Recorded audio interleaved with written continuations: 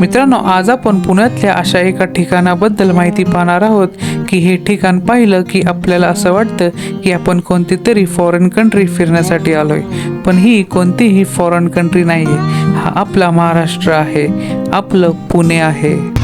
तो आपल्याला इथून पवना डॅम हा दिसलेला आहे. हे पहा, हे दृश्य खूपच सुंदर आहे. खूपच पहा तुम्ही तो तुंग किल्ला.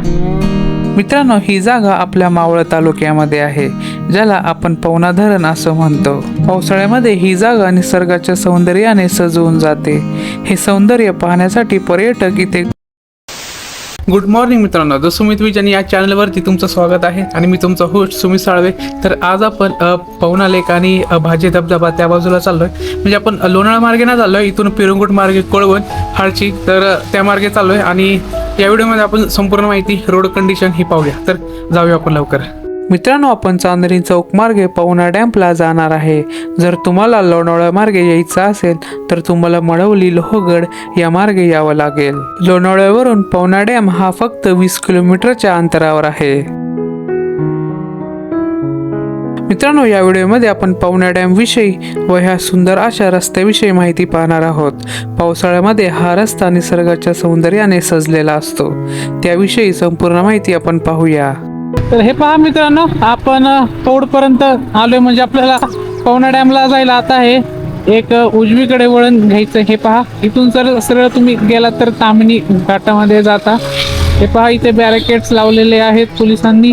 तर जाऊया. हे पहा, आपण पौडवरून उजवीकडे वळण हे घेतलेलं आहे. आता आपल्याला कोळवण हाडशी करत पवना डॅमच्या दिशेने जायचं आहे. पावसाळ्यामध्ये इंद्रायणी तांदळाची शेती केली जाते. तुम्हाला या चौकानामध्ये जी शेती दिसत असेल ती इंद्रायणी तांदळाची शेती आहे. पवना धरण हे पुणे जिल्ह्यातल्या मावळ तालुक्यातील पवना नदीवर बांधलेलं एक प्रमुख धरण आहे. पवना धरण बांधण्यामागे उद्देश होता की पिंपरी चिंचवड आणि पुण्याला पिण्याचे पाणी पुरवता यावं व सिंचनासाठी, शेतीसाठी हे पाणी वापरता यावं, यासाठी हे धरण बांधण्यात आलं होतं. धरणाकडे जाणारा रस्ता हा कधी न विसरणारा आहे, जे की तुम्हाला व्हिडिओमध्ये दिसतच असेल. आणि तुम्हाला धोक्यामध्ये जो डोंगर दिसतोय ना, तर तो तिकोना किल्ला आहे. हा पहा, हा समोरचा तिकोना किल्ला. वातावरण खूपच सुंदर झालेलं आहे. मध्ये मध्ये पाऊस पडत आहे, त्यांनी हे वातावरण अजून खूपच सुंदर होत आहे. रस्ता देखील खूप चांगला आहे, म्हणजे खराब नाहीये. हे पहा, पवना धरणाच्या परिसरामधूनच जर वातावरण शुद्ध असेल तर आपल्याला विसापूरचा किल्ला, लोहगड, तुंग किल्ला व तिकोना किल्ला हे सर्व किल्ले आपल्याला जवळपास दिसतात.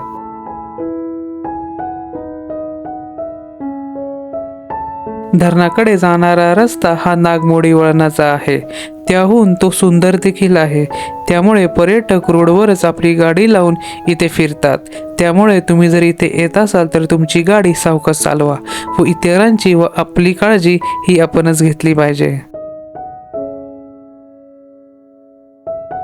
रोड किती सुंदर आहे, खूपच सुंदर हा झालेला आहे रोड. जाऊया आपण आता हळूहळू. हे पहा, अशा रस्त्यांवरती आपण गाडी ही सावकाश चालवली पाहिजे. दुसऱ्यांची आणि आपली सुद्धा काळजी आपल्यालाच घ्यायची आहे. त्यामुळे हळूहळू आपल्याला प्रवास करायचा आहे. तर जाऊया आपण हळूहळू. पवना धरण हे इसवी सन 1963 मध्ये बांधण्यास सुरुवात झाली व तब्बल 10 वर्षानंतर म्हणजेच इसवी सन 1972 ते 73च्या सुमारास धरण बांधून पूर्ण झाले.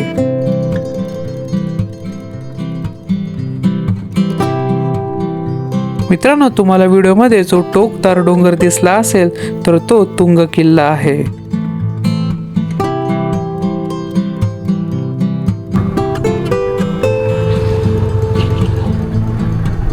हे पहा, हा रस्ता किती सुंदर आहे. तो आपल्याला इथून पवना डॅम हा दिसलेला आहे. हे पहा, हे दृश्य खूपच सुंदर आहे. खूपच पहा तुम्ही तो तुंग किल्ला. वाव, खरंच खूप छान हा सीन आहे. खूपच सुंदर. मित्रांनो, काही जण पवना धरणाला धरण कमी व जलाशय म्हणून जास्त ओळखतात आणि ते बरोबर देखील आहे.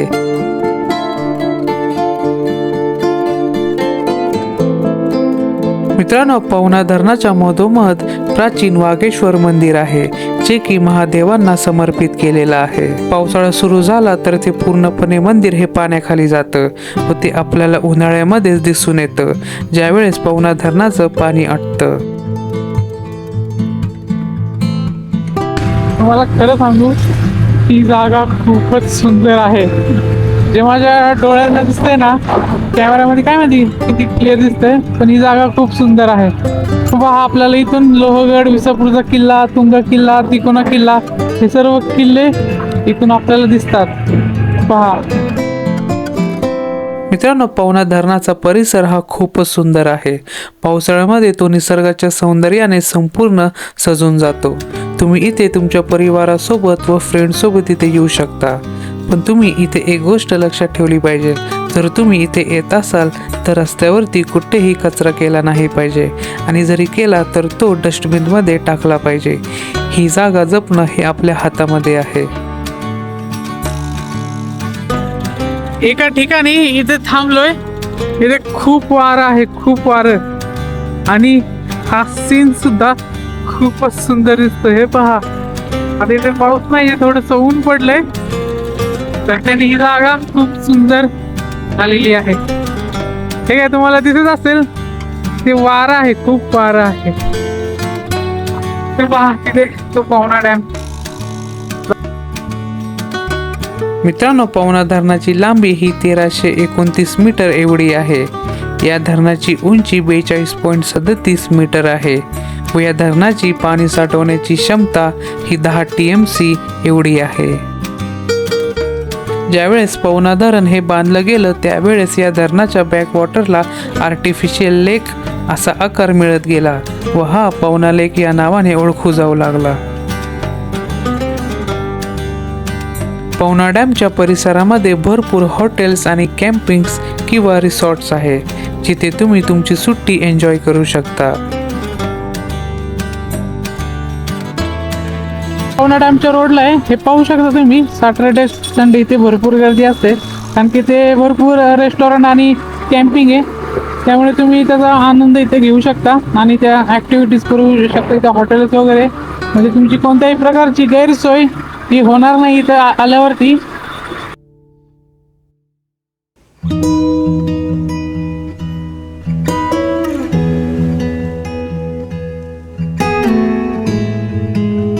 पावसाळ्यामध्ये पवना धरणाचा परिसर हा स्वतःवरती गवताची हिरवी चादर उघडून घेतो.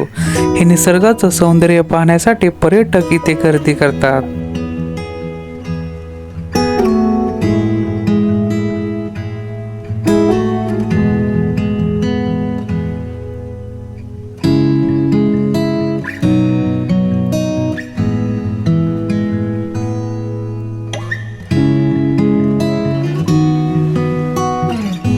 तिकोना किल्ल्याचा हा सीन किती सुंदर दिसत आहे. पहा, एकीकडे पवना डॅम, एकीकडे तिकोना किल्ला, आणि त्यामध्ये हा सुंदर असा रस्ता.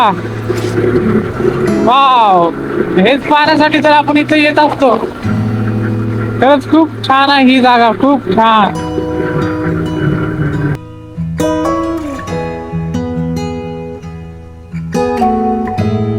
मित्रांनो, आजच्या काळामध्ये फिरण्यासाठी पैसे लागत नाही, फक्त माणसाकडे वेळ हवा असतो. वेळ खूप महत्त्वाची आहे, त्यामुळे तुम्ही इथे वेळ काढून ही जागा पाहण्यासाठी या.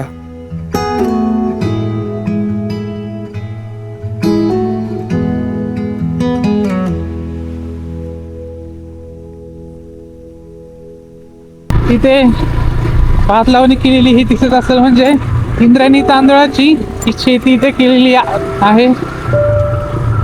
त्यामुळे ही जागा खूपच सुंदर दिसत आहे. हे पहा, इथे सुद्धा तुम्हाला दिसेल, कारण की भाताला, तांदळाला, इंद्रायणी तांदळाला पाणी भरपूर लागतं. त्यामुळे तो पावसातच केला जातो आणि ज्या ठिकाणी पाणी जास्त असेल, हे पहा, ते आपल्याला ठिकठिकाणी तेच दिसत आहे. वाव, खरंच हे गाव वगैरे खूप सुंदर आहे, खूप सुंदर.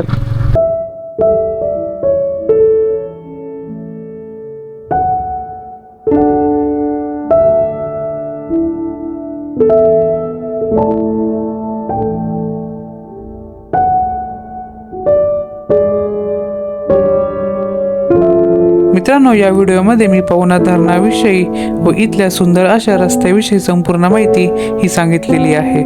होप सो तुम्हाला ती आवडली असेल. जर हा व्हिडिओ तुम्हाला आवडला असेल तर या व्हिडिओला लाईक करा, शेअर करा, कमेंट करा आणि जर तुम्ही द सुमित विजन या चॅनलवरती नवीन असाल तर चॅनलला सबस्क्राईब करा. धन्यवाद मित्रांनो.